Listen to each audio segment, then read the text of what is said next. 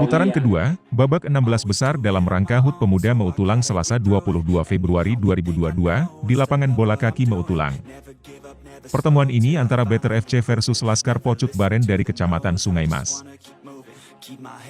Dalam laga ini, Better FC membuat kesalahan di kotak penalti, sehingga berkesempatan besar bagi Laskar untuk berubah skor.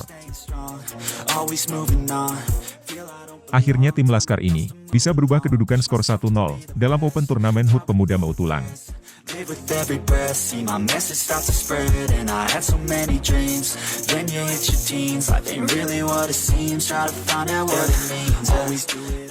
Permainan terus berlanjut, dan saling menyerang kedua belasan ini.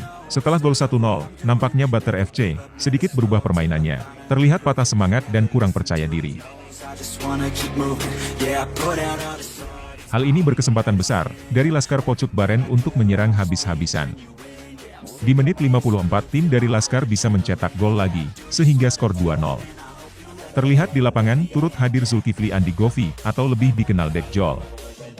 Di Open Turnamen HUT Pemuda Mautulang, dia sepertinya bukan untuk mendukung salah satu tim, akan tetapi untuk memberi semangat untuk kedua belasan yang sedang bertanding.